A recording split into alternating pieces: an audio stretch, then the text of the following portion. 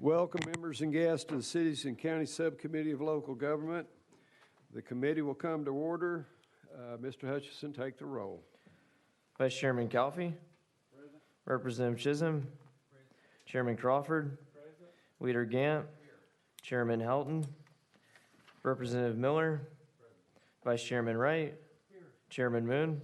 Present. Mr. Chairman, you have a quorum. Thank you. Are there any announcements or personal orders at this time? Seeing none, we'll move on. The first bill this morning is House Bill 1373 by Chairman Whitson. Is there a motion? We have a motion and a second. So bill is properly before us. Chairman Whitson, you're recognized on House Bill 1373. Thank you, Mr. Chairman and committee. There is an amendment coded. Go ahead, sir. 6080. Is there a motion on Amendment 6080? There's a motion and a second. You're recognized on Amendment 6080. Mr. Chairman and committee, Amendment 6080 makes the bill.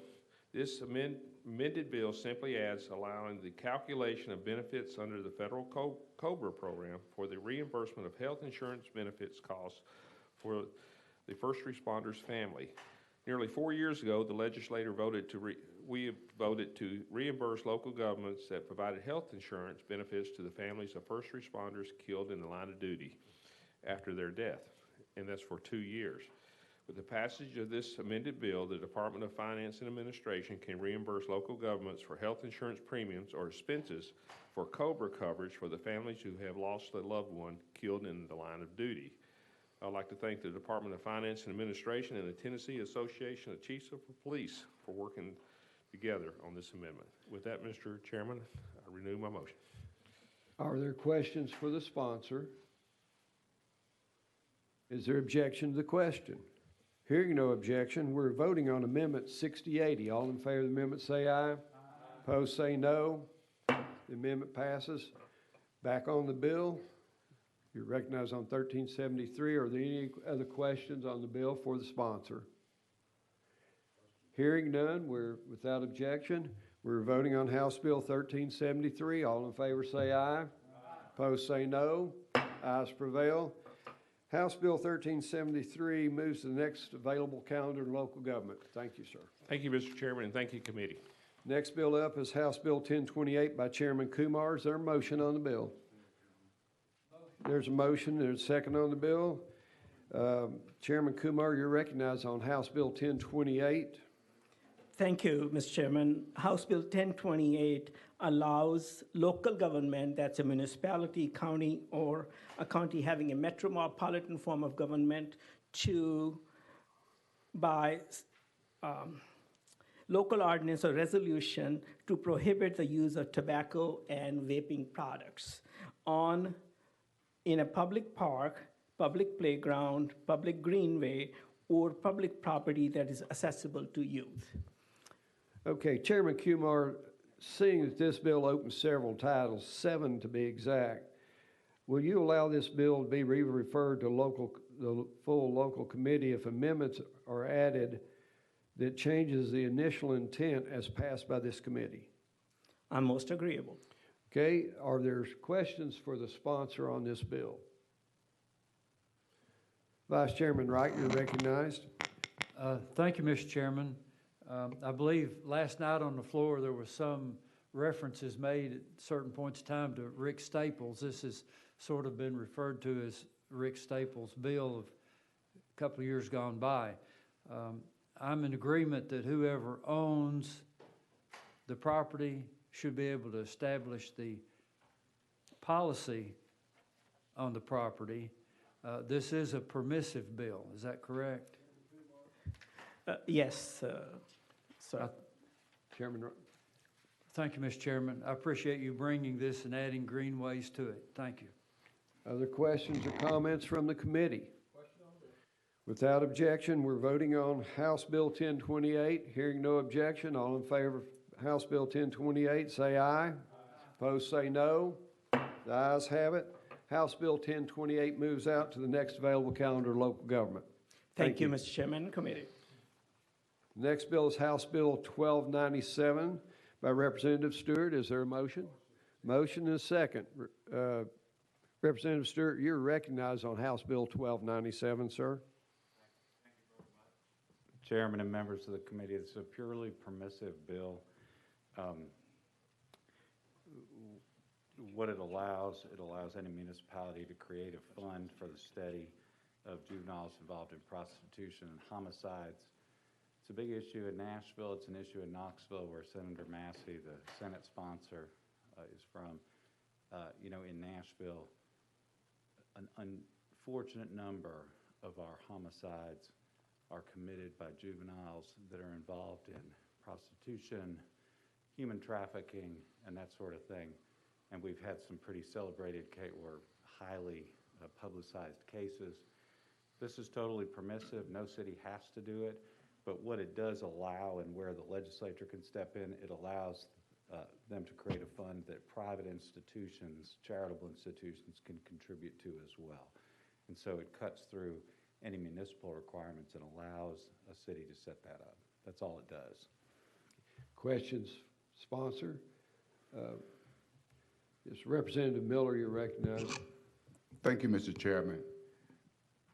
Representative Stewart, sounds like a great bill, and I can see a lot of positive, repercussions from this bill, and just hope that as we move toward this, that we can go much further in the future. But I think it's a great opportunity to really focus in on juveniles and juvenile justice and juvenile reform and all of the above. So thank you for it. Thank you. Thank you. Vice Chairman Wright, and then we'll go to Representative Calfee. Thank you, Mr. Chairman. Mr. Sponsor, I appreciate the way you're bringing this to help municipalities. The question I raise, though, is this something they could be doing already? It depends on Representative Stewart.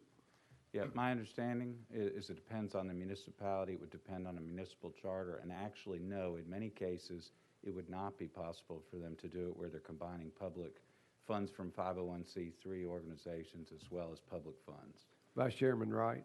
So it would actually create a new, pardon me, go ahead. Okay, I'm somewhat concerned with the way you're raising that then, in that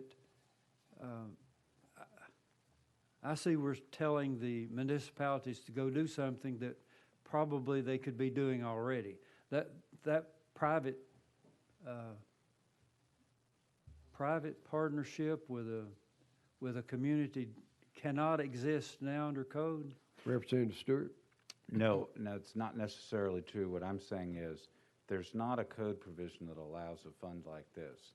And depending on your municipal charter or your municipality, I can't speak to every municipality, but in Nashville, for example, this could create a new legislatively sanctioned function. I don't think we could do this under our current charter. Vice Chairman Wright. Thank you, Mr. Chairman. Let me reserve a moment and let's hear from my fellow representative. Representative Calfee, you're recognized. Thank you, Mr. Chairman. Sponsor, I didn't understand everything you said about the funding. It's going to be public funding and private funding, and what else did you say? Representative Stewart. Just that, and I'll read the actual provision. It says the fund may hold appropriated public funds, that is municipal, not state, as well as funds donated by persons and organizations. And I would add, it has to be created at the direction of the mayor or chief executive. So we're not telling a city or the political structure in a city, you have to do this. It's available to the chief executive if that person wants to initiate this. So that's how that works. Representative Calfee. Well, I know you're addressing a real serious problem here, and I'm sorry I didn't understand. You sound a little muffled, kind of like I do when I'm making a prank phone call. But Yeah, here, thank I'll you. take off my mask. How about that? Leader Gant, you're recognized, sir. Thank you, Mr. Chairman. This is permissive, correct? Purely. Okay. Thank you, Mr. Chairman. Other questions or comments, Vice Chairman? Is there objection to the question? Hearing none, we're voting on House Bill 1297. All in favor say aye. Aye. Opposed say no. No. No. The ayes prevailed. House Bill 1297 goes out to the next available calendar, local government. Thank you, Mr. Chairman, members of the committee.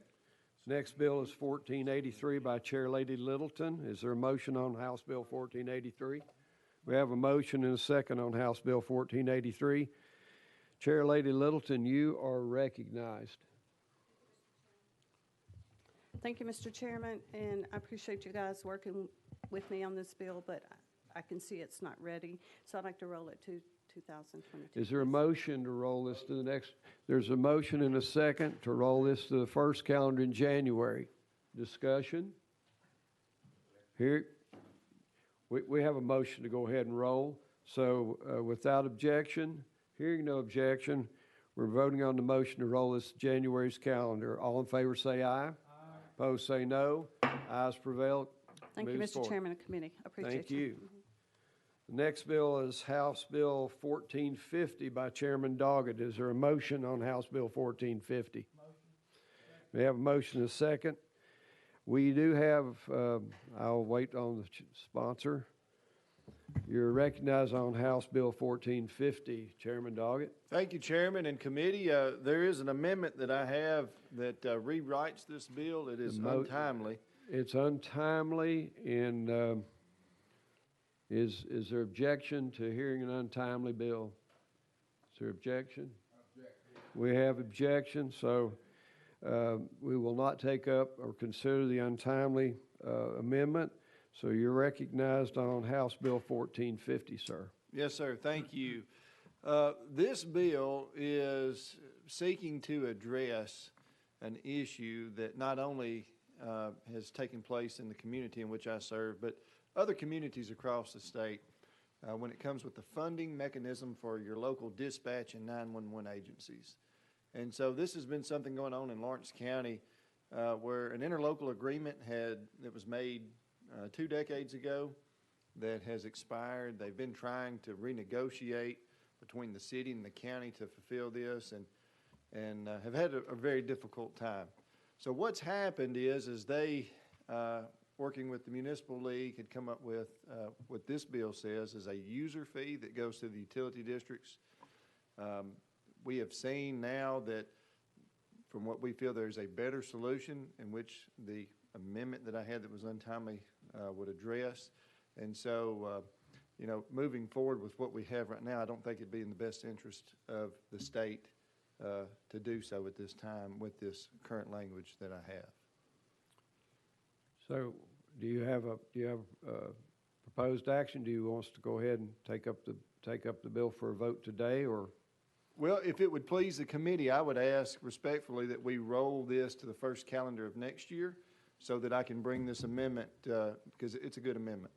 Without objection, hearing no objection, we'll roll this to the first calendar of January. Thank you very much. Next bill is House Bill 1222 by Representative Hakeem. Is there a motion? There's a motion and a second.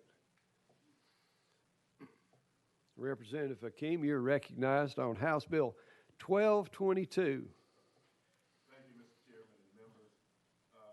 Tennessee law requires a mental health evaluation for jailers, that they are free from impairment. This bill simply attempts to clarify local governments can enter into contract with licensed healthcare providers that are qualified in the psychiatric or psychological field for mental health evaluations in order to make hiring decisions for jailers. And when the local government relies in good faith on the licensed healthcare professional opinion for the hiring decision, it will not create a cause of action against the local government.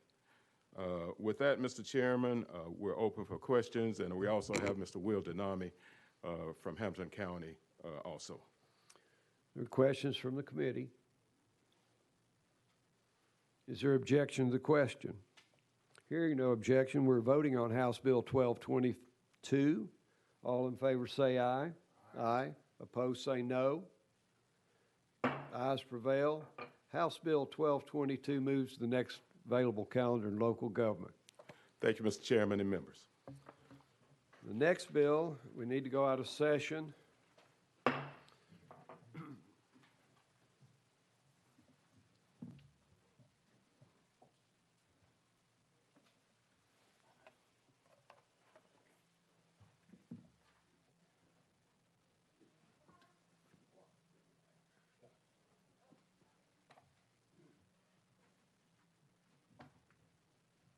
We'll now go back into session.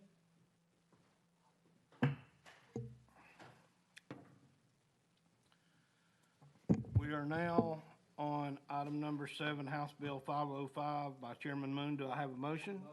Proper motion in second. This bill does have an amendment. Can you please give us your filing code, please? And it's on my notes, Mr. Chairman. 6518. That's correct, For the Mr. Chairman. record, 6518 is the amendment.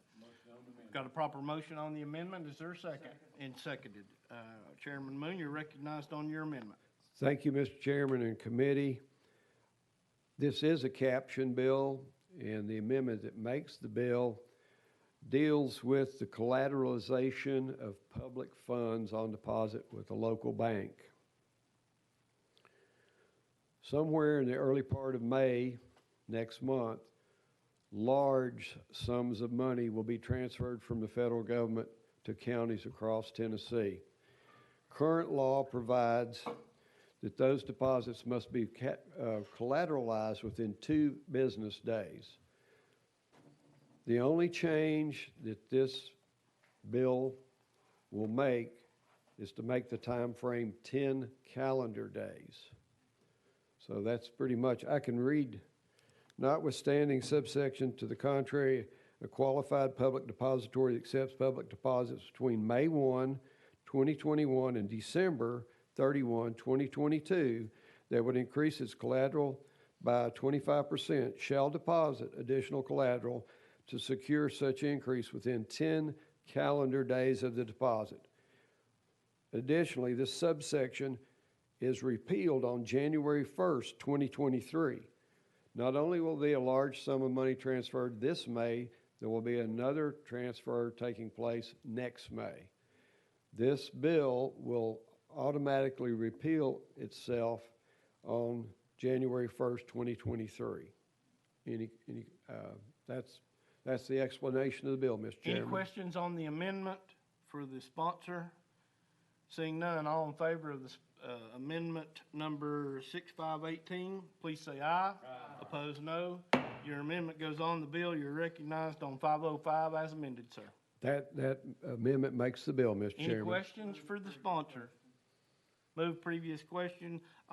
Looks like we're ready to vote without objection. All in favor of House Bill 505 as amended, please say aye. Aye. Opposed, no. Your bill moves on, sir. Thank you, Mr. Chairman and Where's it going? Okay. We will now go out of session.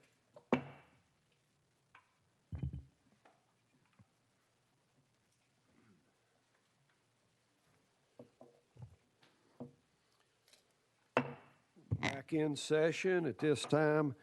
That concludes the regular calendar. We'll move to the special calendar. And is House Bill 35 by Representative Ogle. Is there a motion on the bill? So moved. Second. So there's a motion and a second on the bill. Is there a motion?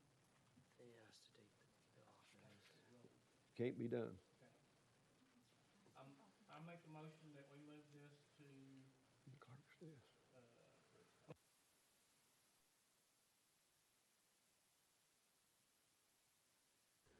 We have a motion to move this bill to the clerk's desk. Is there a second?